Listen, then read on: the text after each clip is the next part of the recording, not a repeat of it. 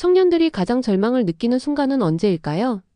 좋은 성적을 받고 스펙을 쌓고 밤새워 자격증 공부까지 했는데도 면접 기회조차 얻기 힘들 때입니다. 누구보다 열심히 준비했는데 돌아오는 건 채용 축소, 경쟁률 수백 대 1이라는 벽. 그런데 이런 현실을 더 악화시키는 주체가 바로 이재명 정부라는 사실 알고 계셨나요? 이재명 정부는 청년을 위한다는 말을 자주 내세웁니다. 하지만 실제 정책을 들여다보면 청년이 아닌 노조기득권을 더 강하게 지켜주고 있습니다. 대기업과 공기업이 신규 채용을 줄이고 정규직 전환이 사실상 내부인 위주로 돌아가는 상황. 결국 청년들의 일자리는 점점 더 줄어들고 공정은 사라져버렸습니다. 청년들은 공정이라는 단어에 민감합니다. 조국 사태에서 느꼈던 배신감, 부동산과 채용 비리에서 경험한 좌절감은 아직도 생생합니다. 그런데 지금의 정부는 또다시 같은 길을 걷고 있습니다. 청년들이 가장 원하는 기회의 문은 닫히고 그 자리는 특정 집단의 특혜와 이익으로 채워지고 있는 것입니다. 우리는 반드시 물어야 합니다. 왜 청년의 미래를 지켜주지 못하는가? 왜 정부 정책은 일자리 창출이 아니라 일자리 축소로 이어지는가? 그리고 왜 공정은 말뿐이고 실제로는 더 큰 불공정을 만드는가? 오늘 이 영상에서는 이재명 정부가 청년 일자리를 어떻게 빼앗고 있는지 그 구체적인 정책과 현실을 낱낱이 파헤쳐 보겠습니다. 그리고 우리가 반드시 지켜야 할 청년 세대의 기회, 공정, 자유에 대해 이야기하겠습니다. 먼저 청년들이 직접 체감하는 현실을 들여다봅시다. 정부는 청년 고용률이 개선되고 있다고 주장합니다. 그러나 통계를 자세히 들여다보면 전혀 다른 이야기가 나옵니다. 통계청에 따르면 청년 체감 실업률, 이른바 확장 실업률은 20% 안팎에서 좀처럼 내려가지 않고 있습니다. 겉으로는 취업자가 늘어난 것처럼 보이지만 실제로는 단기 아르바이트나 정부가 만든 단기 일자리 위주로 늘어난 숫자에 불과합니다. 정규직 일자리, 특히 청년이 안정적으로 경력을 쌓을 수 있는 일자리는 오히려 줄어들고 있는 겁니다. 예를 들어 대기업들의 채용 규모는 지난 몇 년간 계속 축소되어 왔습니다. 취업 포털에 따르면 5대 그룹의 공채 인원은 코로나 이전에 비해 절반 가까이 줄었고 올해도 신규 채용 계획은 불확실합니다. 공기업 역시 상황은 다르지 않습니다. 공공기관의 정규직 전환 정책은 대부분 기존 비정규직을 흡수하는 방식으로 진행돼 청년 신규 채용 기회는 거의 늘어나지 않았습니다. 오히려 정규직 전환으로 신규 자리가 줄어드는 역효과가 나타났습니다. 청년들이 공기업 취업을 준비하며 쌓아온 시간과 노력이 수포로 돌아간 것이죠. 두 번째 문제는 공정성입니다. 청년들이 가장 분노하는 부분이 바로 이 지점이죠. 정부는 공정 채용을 외친다면서도 실제로는 노조와 기득권을 위한 제도를 강화했습니다. 예컨대 정규직 전환 과정에서 노조원이나 기존 종사자들의 자녀가 우선적으로 혜택을 받는 일이 벌어졌습니다. 청년층은 문 앞에서 줄 서 기다리는데 이미 안에 들어와 있던 사람들이 더 좋은 자리를 차지하는 꼴입니다. 과거 조국 사태에서 청년들이 느낀 배신감은 단순한 정치적 감정이 아니었습니다. 열심히 노력해도 공정하게 평가받지 못한다는 불신이었습니다. 그런데 지금 이재명 정부에서도 같은 문제가 반복되고 있습니다. 채용비리 의혹, 내부 특혜 의혹이 연이어 나오고 심지어 공정이라는 말조차 공허하게 들리는 수준입니다. 이 불신은 단순히 분노를 넘어 청년 세대 전체의 정치적 냉소로 이어지고 있습니다. 어차피 해도 안 된다는 패배감이 퍼지고 있는 것이죠. 세 번째로 짚어야 할 현실은 청년들의 실제 목소리입니다. 한 설문조사에 따르면 청년층 10명 중 7명이 공정하지 못한 사회구조가 본인의 기회를 빼앗는다고 응답했습니다. 특히 취업시장에서 느끼는 불공정은 가장 큰 불만으로 꼽혔습니다. 면접장에서 스펙과 실력이 아니라 배경과 인맥이 더 중요하다고 느낀다는 응답이 절반을 넘었습니다. 이것은 단순한 체감 문제가 아니라 구조적 불평등이 심각하다는 방증입니다. 실제 사례를 들어볼까요? 수도권의 한 청년은 공기업 준비를 위해 3년 동안 하루 12시간 이상 공부했지만 채용 규모가 축소되면서 번번이 불합격했습니다. 그는 아르바이트를 하며 겨우 버티고 있는데 정부가 청년 일자리 확대를 외친다는 뉴스가 나오면 더 허탈하다고 말했습니다. 또 다른 청년은 대기업 계약직으로 근무했지만 정규직 전환 과정에서 내부 추천이 우선되면서 탈락했습니다. 그는 처음부터 결과는 정해져 있었던 것 같다며 좌절을 토로했습니다.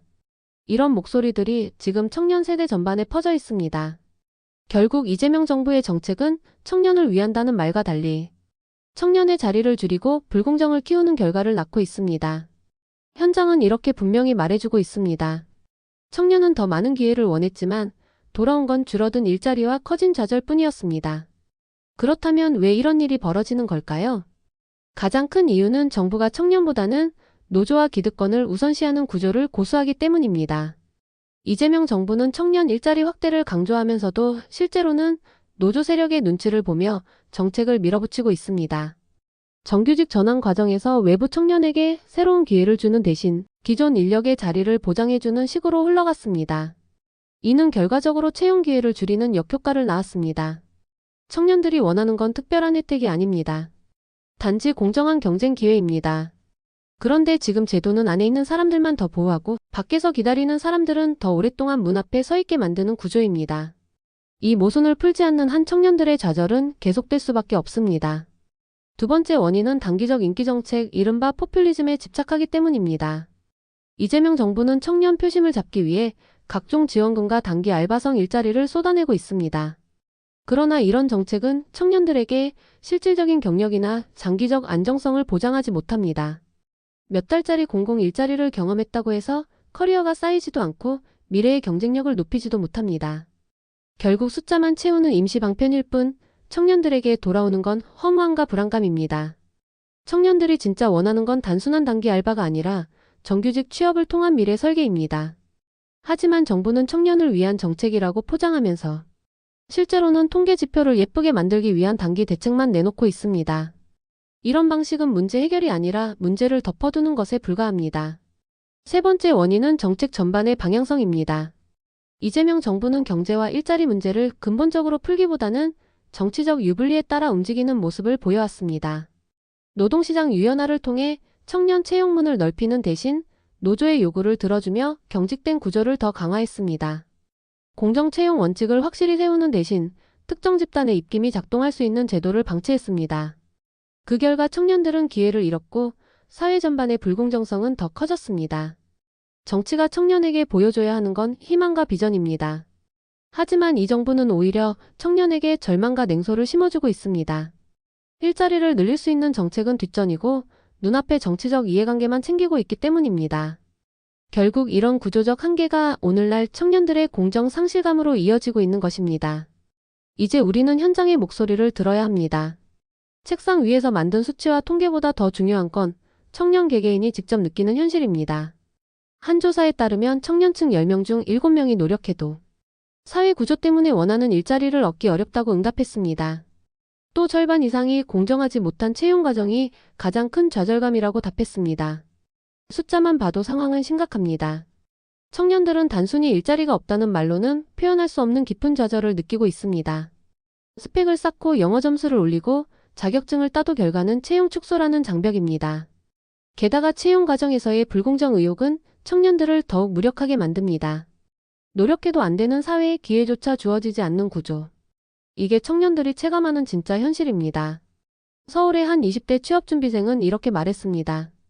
공기업 준비만 3년 했습니다. 그런데 채용이 줄어드는 바람에 이번에도 탈락했습니다. 아르바이트로 버티면서 하루 12시간씩 공부했는데 결과는 늘 똑같아요. 이제는 제 잘못인지 제도 문제인지 혼란스럽습니다. 이 청년의 목소리는 단순한 한 개인의 하소연이 아니라 지금 수많은 청년들이 공유하는 절망입니다. 또 다른 청년은 대기업 계약직으로 근무했지만 정규직 전환 과정에서 내부 추천이 우선되면서 결국 탈락했습니다.